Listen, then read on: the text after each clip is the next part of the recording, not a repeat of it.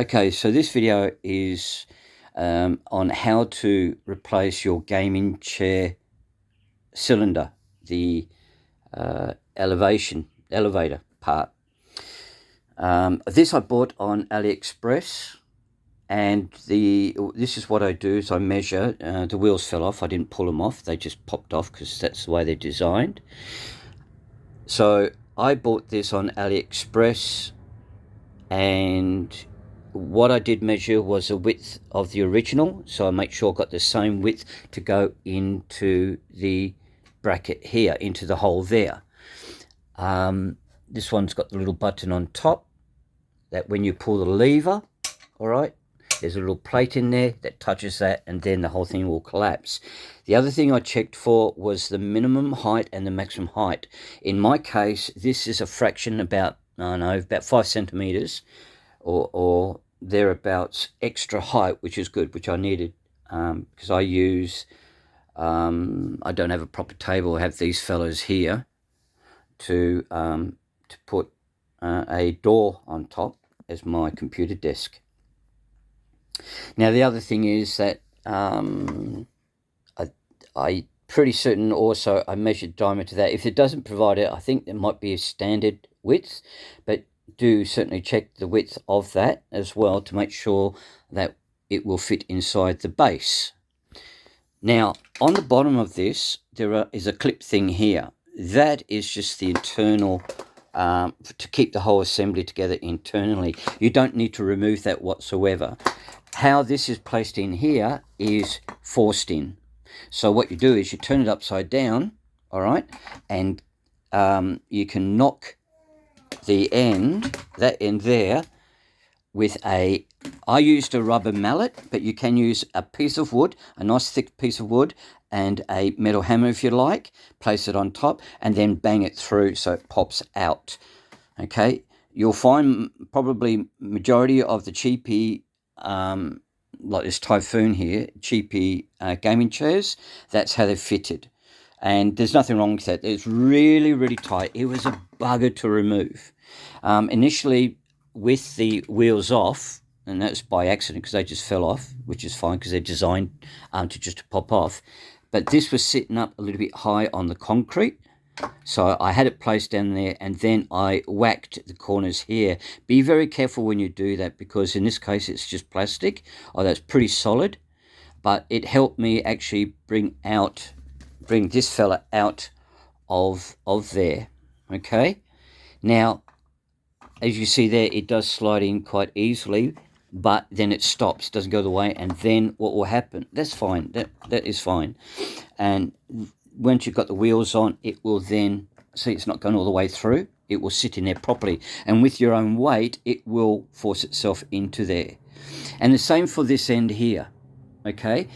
Now, don't forget when you do assemble it, put the cover on, okay? Don't forget to put the cover on. Now, you don't have to do anything else. You don't have to knock it in place or anything like that. Just place it in, and then you've got that little cover there for it. Now the next, now what where are they? Where have I done with the bolts? I've put the bolts somewhere. The original bolts there, okay, there. It goes up there like so, okay. I don't even know what I've done with the bolts. Oh, there they are. I found them. So what you would do now is that you would, in actual fact, and also as a point here regarding this end, all right, this is the new one. Got grease on it, but anyway, make sure you've got a rag and some soapy water or something on the rag, just to wipe your hands so you don't get it all over your chair and your good gaming clothes or something.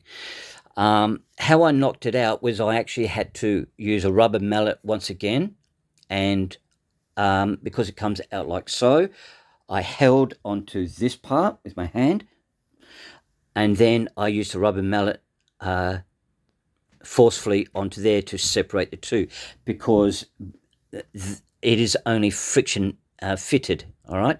There's no screws, no bolts, no washers, no whatever. It's just fitted in there like the base is, okay?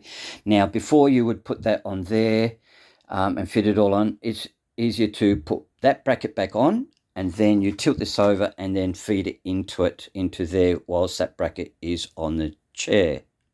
Okay, and once you've done that, then you put your wheels back on. Now, in regards to the bolts, okay, now this does have a threaded piece inside, but that is just hammered into wood piece. It's got little claws on the other side. Certainly tighten them. It's got this special Loctite type stuff, all right, but over time do check it, probably every 6 months or so. Make sure that they're not loose. It doesn't have to be overly tightened to the point that you chew that piece in the wood. You don't want to do that, okay? That's part of the maintenance. The same as these. Make sure that they're not loose, just nice and tight, all right, hand tight. And once you've done that, then that should complete your repair of your chair, okay?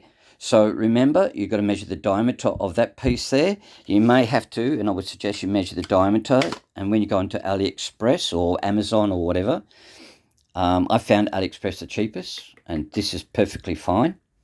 That you measure up, and if there's any measurements that they mention, make sure you've got that the same as your original one of those. Okay, if there's any questions about knocking it apart or you need an additional video, well, it's going to be tricky now because I'm going to put it back together again. But if there's any questions, please don't hesitate. Please like and have fun. Bye for now.